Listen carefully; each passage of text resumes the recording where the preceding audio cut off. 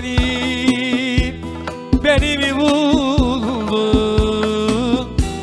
Bu kadar acıya can mı dayanır?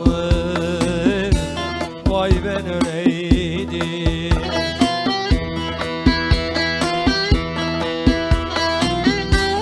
8 aylık körpe yavrumu aldı, dağlar taşlar puan, can mı dayanır?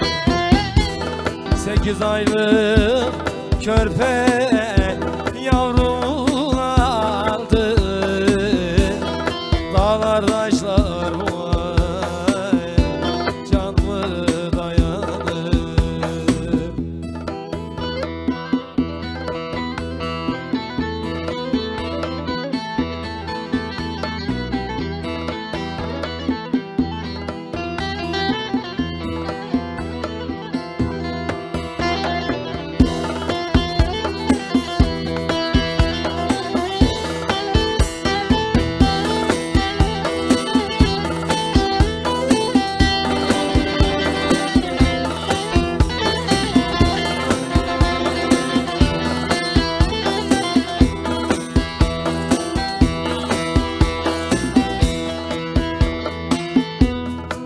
Her yeri eser, dallar sallanır,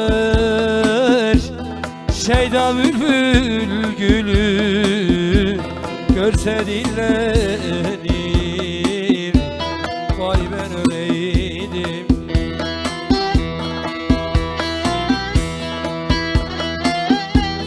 Gözüm yaşa akar akar seller, oturup ağlasam göz mü dayanır?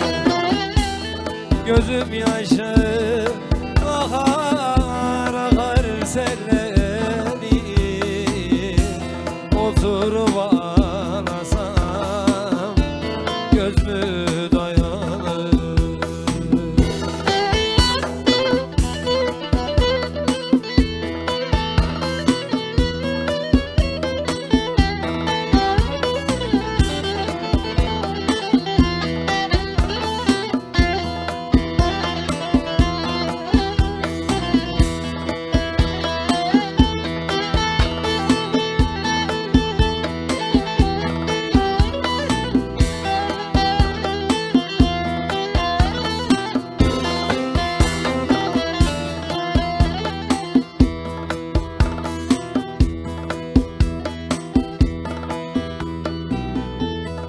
Resim bile çektirmedin hatıra, ne bileyim ecel gelip götüre.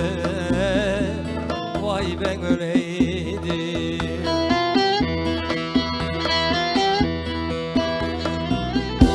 Hasta gidip yataklara yatıran, oturup ağlasam göz mü dayanır?